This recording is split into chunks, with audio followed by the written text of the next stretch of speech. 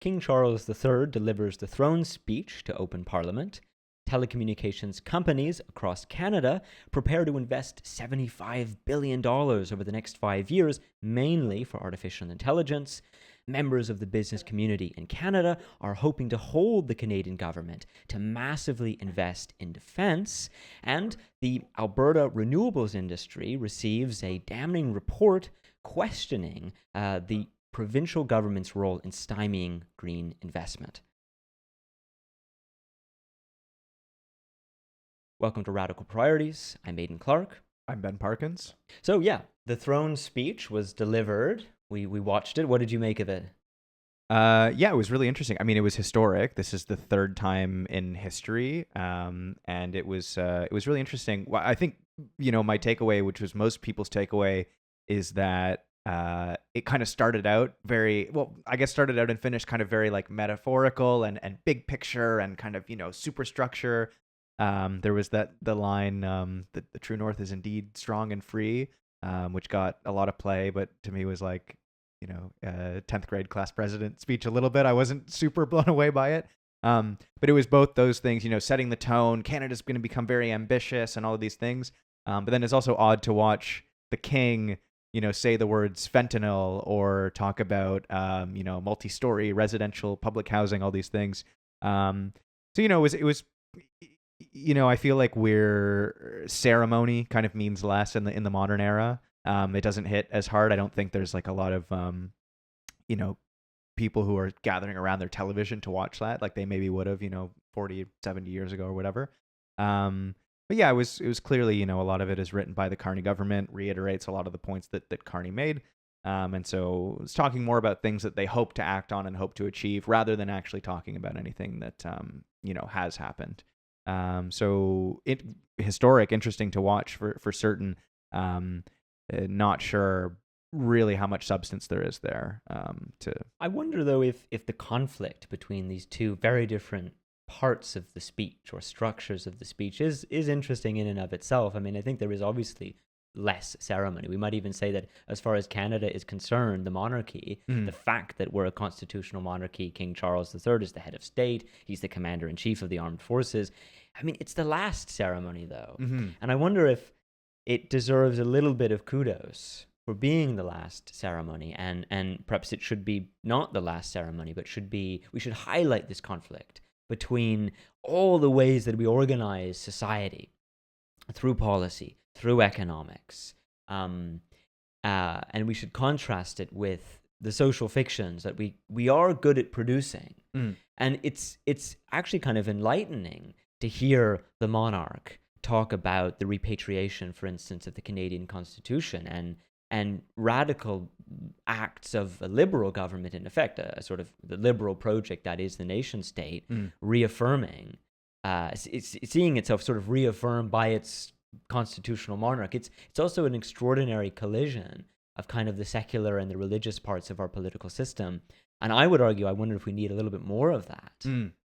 I also think that people cannot forget, and this is quite an unexpected point, but extremely important, that the Indigenous peoples, they use King Charles III and his representatives in Canada, the Governor General, of course, and the Lieutenant Governors of the provinces, to send messages. It's with King Charles III that they have their treaties. Right. King Charles III embodies the responsibility of the Canadian government itself across successive governments themselves, successive administrations, to stand true to these treaties and the ethical responsibility that the Canadian government has to those treaties.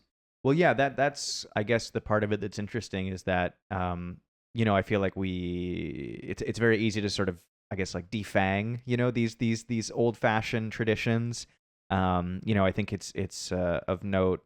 We were talking about before that the last time the speech was made was the Queen wore, I think, like some kind of brooch with the Canadian with the maple leaf on it. It was the Queen's mother, right, who was gifted it in 1939 when King George VI visited Canada, basically at the onset of World War II. Right, and at that time, I mean, that is very meaningful and was very noteworthy. And of course, Charles is wearing all of these kind of military medals, and then also has, again, a thing with a Canadian flag on it, because in a weird way, they're almost like they almost transcend the politics. He's never going to speak like Mark Carney, right? He's going to speak like Mark Carney in that they wrote, very, very large portions of that speech, and they had to address these things directly. I mean, that's sort of what I'm talking about. It's interesting to see that the king gets so technical, but that almost, having that kind of reverence for, talking about Canada as a project, talking about Canada's ambition.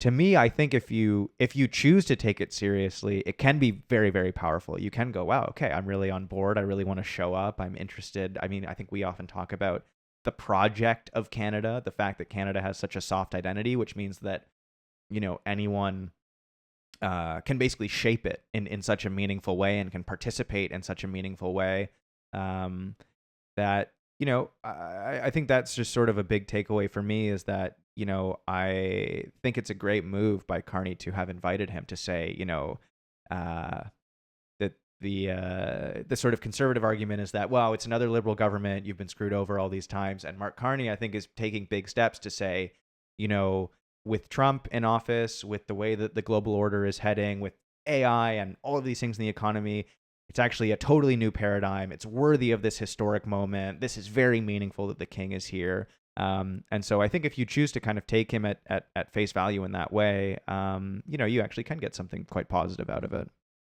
It really feels like a moment.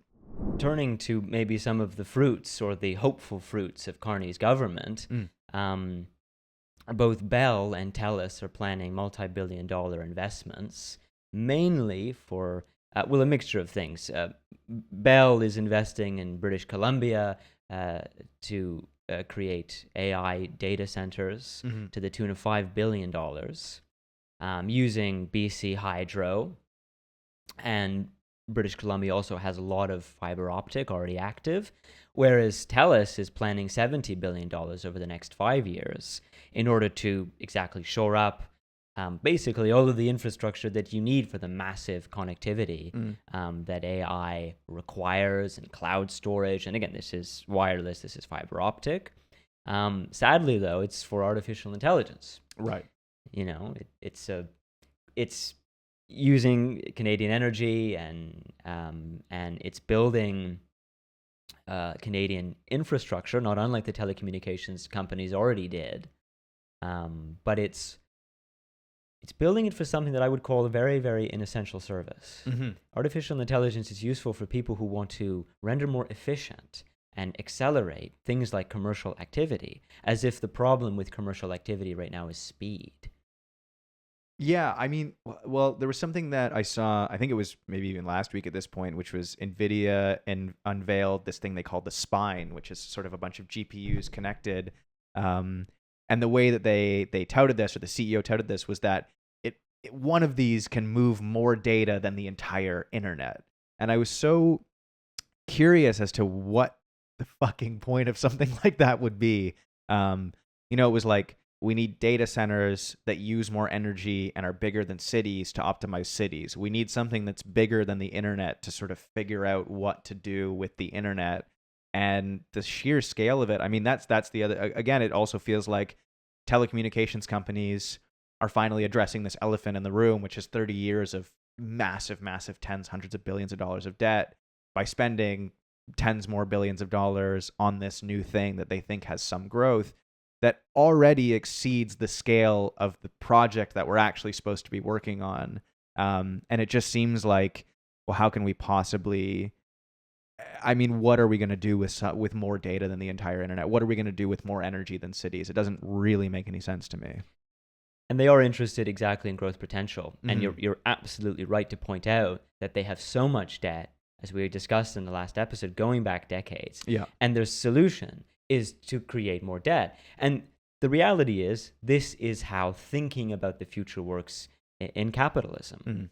It's not even a criticism. It's just, that's the technology. That's how the future gets technologized in capitalism. We think of the future in terms of debt. The perverse part of debt in capitalism, of course, is that the debt has to come first. And this is one of the great achievements of the last 500 years of markets, is that you have a primary debt system, which means you have to kind of start the system off with surplus, which is another brilliant paradox. But this is the operative paradox of capitalism. You start with surplus, you start with debt. So long as within the framework of capitalism, you're going to have this problem. You're going to have to create debt if you want growth. It's not a formula that works, by the way. It's a formula that's constantly trying to approximate some kind of what we would call balance. But as we can see, they have outstanding debts. These debts are that they're incurring now for the sake of artificial intelligence are not only going to add more debt, but they're not necessarily going to solve the underlying issues of the outstanding imbalances that are not just in telecommunications companies. The G7 finance ministers just met in Canada, and their big statement was that, well, we have these, quote, excessive imbalances, end quote. These excessive imbalances are when you have so much debt and no real way of getting productivity or aggregate demand up such that you can solve the problem, such that you can have sufficient growth. Say industrial growth that hires people and strengthens your monetary systems and makes it such that you can pay back your debts. And this situation of these excessive imbalances are not going to be solved by AI. And wielding the growth potential of artificial intelligence as another speculative industry to invest in is simply pushing the problem down the road. Right. There was another meeting of significance in Toronto recently between Bombardier, the aerospace company, OMERS, which is sort of the Ontario Municipal Employers Pension Fund, or employees rather, pension fund, and also an Alberta energy and engineering company. And their purpose was to remind the government that they're planning these big investments in defense and to sort of unify the problem of Canadian productivity with the problem of Canada's geopolitical status. So, we've got the Arctic, this open zone for China and Russia, etc. And the idea is, well, we can hire a bunch of people and create a bunch of infrastructure, military infrastructure, and a bunch of obviously military technologies, from weapons to advanced radar systems. And therefore, the government should sort of hold its word and sustain the level of investment it has promised, so that we can appear, I would say, before global markets that we're doing something very productive. And defense will sort of be like artificial intelligence. It's got quote unquote growth potential. But you've got to ask yourself a question: if defense has growth potential, what does that mean about the geopolitical situation? What does it mean about the threatening geopolitical crises? And where's the bigger narrative or political address to these geopolitical crises and threats that seem to be looming in our future? Well, that's what's interesting, is that Mark Carney also spoke about something in a recent interview about 75 cents of every dollar that we spend on defense actually goes directly to America, which is a huge problem. This is what we're seeing now, is our over-reliance on America. But Trump is basically saying, well, that's not enough, and that's also not working for America. But it almost seems like the response for Carney is, well, we want to become Russia or China, or and China's America. We want them to be spending money on our defense, and we want to figure out a way to get some of that money. But it seems like the contract is breaking down. I mean, that's Trump's whole issue. So if that's the goal, it seems curious to me that we would want to become a partner in that way that seems to not be working for these other places. Well, the ideal partner for Canada would more be the European Union, Australia, or the United States, ideally, which will never happen. I mean, the hope is, this is where things are so foggy, the hope is to use the technology more against China and Russia. But again, the conflict that we're having is very unclear. And I mean, a good example of this, for instance, is the microchip situation. And if you go look at the Biden administration, and they had the CHIPS Act, and they had the Inflation Reduction Act, and it's literally hundreds of billions of dollars earmarked to improve manufacturing of chips. These vital microchips that are essential for modern technology, and also a broader plan to quote unquote bring down inflation. But the problem is, the Biden administration was a globalized neoliberal administration. It wasn't like Trump, where they're trying to completely disrupt global trade.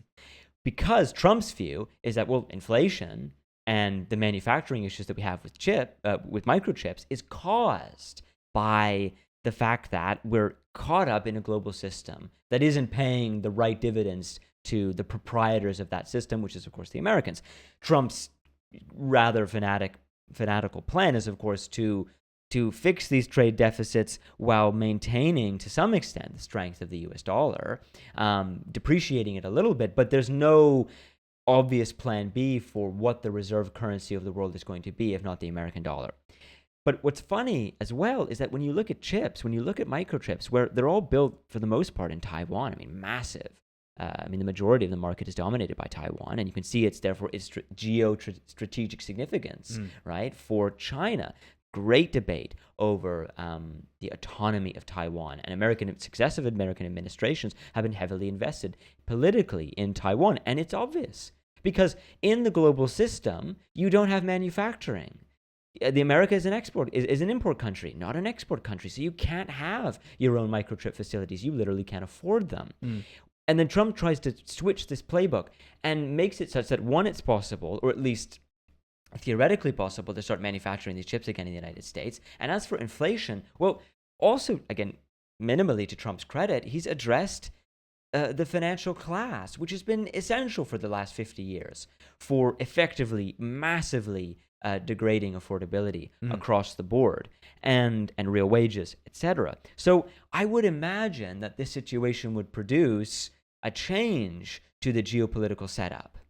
And why would there be such a rivalry with the United States and China? And this might sound extremely naive, but bear in mind, the only rivalry there is with China is a commercial rivalry. We don't have a political rivalry with China. Incidentally, the G7 ministers did meet, and the other part of their communique was we need to deal with China because China isn't following the right free trade practices. But Trump doesn't care a jolt about free trade practices. He cares about American trade practices. Most people are up in arms about China's manipulation of, stealing patents and intellectual property and dumping practices. But that's in a world in which your trade is globalized. If you're shifting away from globalized trade, I'm not entirely sure why China would be such a political problem. They'll become a commercial competitor in terms of two hopeful manufacturing giants trying to compete, which in and of itself is unlikely, considering the fact that China in many respects is finding that the huge growth that it had is obviously slowing down, and they're having problems in their housing markets and etc. The only other place where there is a significant battle is in the tech companies of China versus the tech companies of the United States. And in that sense, the Biden administration was involved in chips.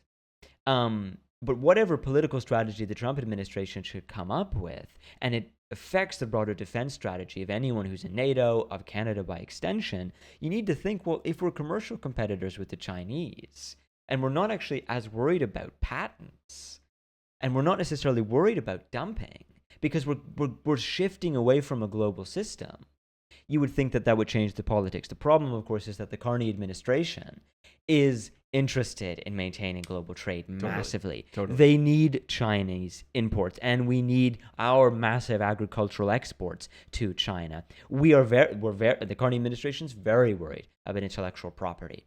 And on top of that, they're worried about cybersecurity. But cybersecurity is merely a pawn in a commercial battle. Lastly, surprisingly, the Alberta renewables industry is actually extremely strong. In fact, it's the strongest in the country. You wouldn't necessarily think it, considering their emphasis on fossil fuels, but they have huge wind and solar power. But nonetheless, they're being accused from a recent report of having stymied green investment. Okay, interesting. And this is specifically like the Alberta government has taken steps to prevent this. Is it more in terms of like protecting fossil fuels and advocating more for them, or like intentionally delaying investment into green energy? Well, that's with the question. The politics is the question. Why are they doing it? They're doing it, and how they're doing it is, there's a variety of means. It's slowing down. It's adding roadblocks. So they're saying, okay, if it's too close to agriculture, you can't build it there. Sure. There are other lands you can't necessarily use. People don't necessarily want to see, for instance, wind turbines. Okay. It's quite a problem.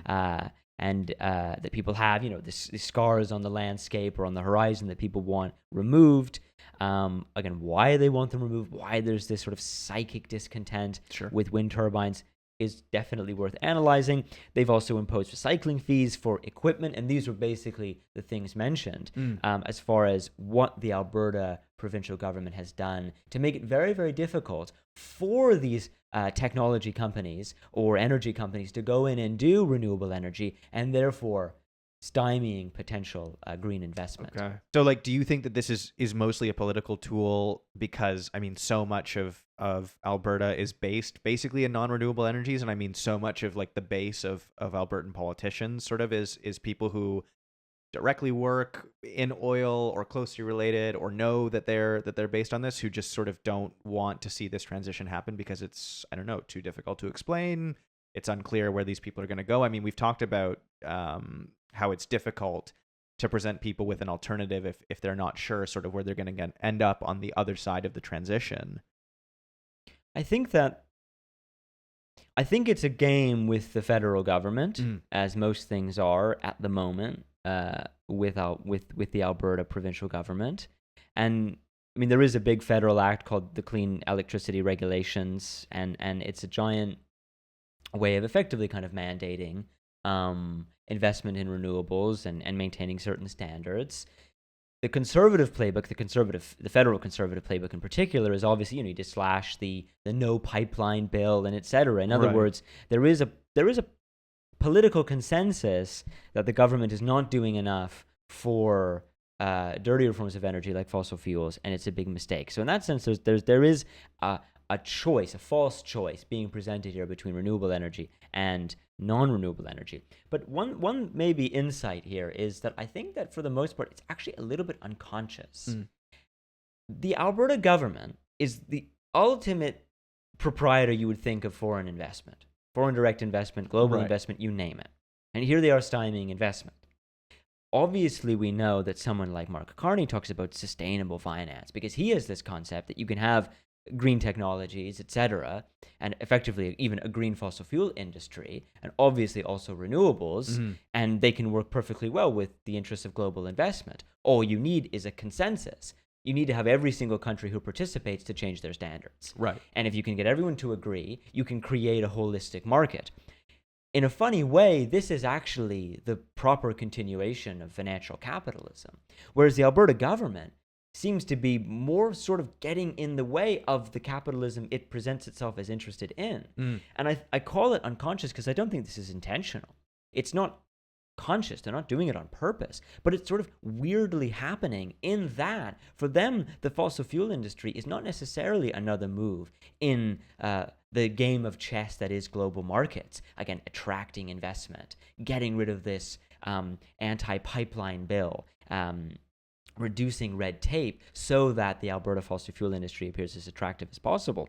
I think that they have pretensions towards a certain level of independence, commercially, and as we've seen recently, even politically, such that they almost imagine being able to do it without the need of global markets and global intervention. And in this sense, they're much more similar to Trump.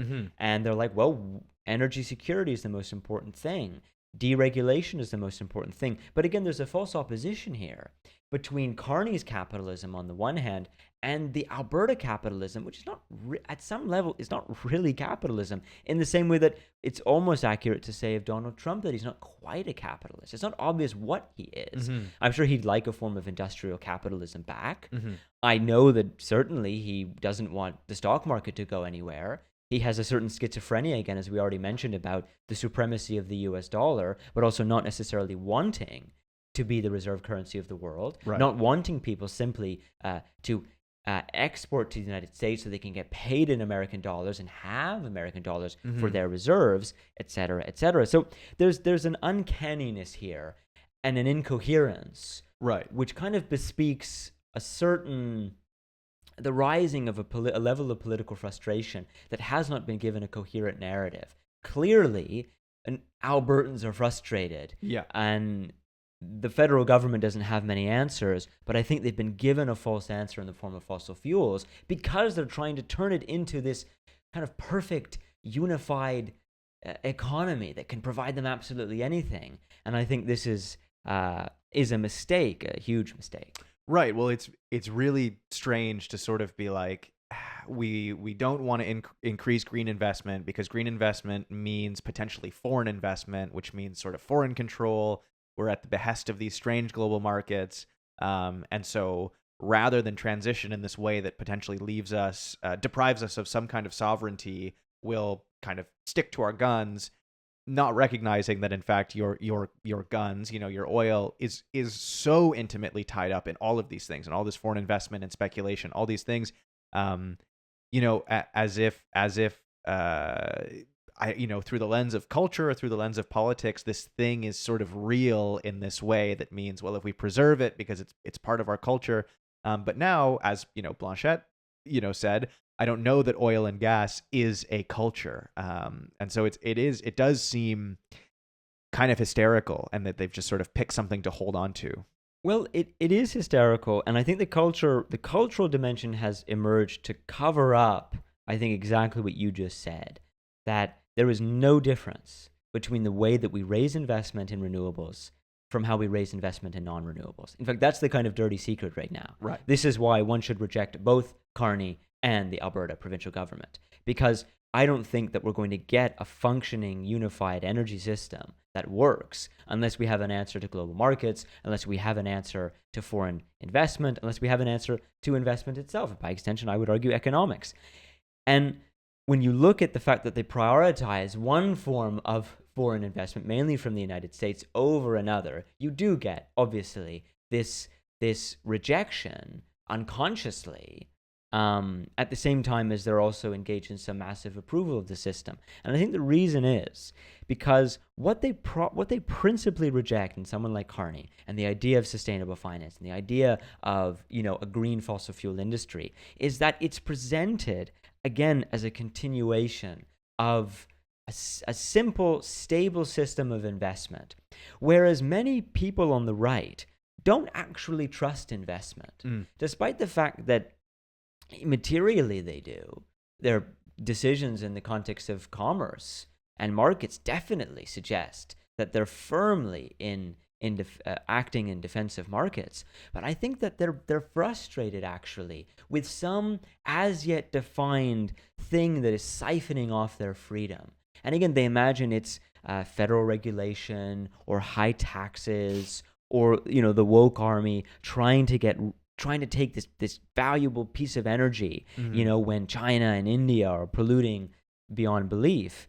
And not only are there a number of misunderstandings and misapprehensions there, but it's, again, a kind of failed political answer to actually address what is genuinely rendering Alberta and any of the provinces or any of our countries unfree, which is investment, is foreign direct investment.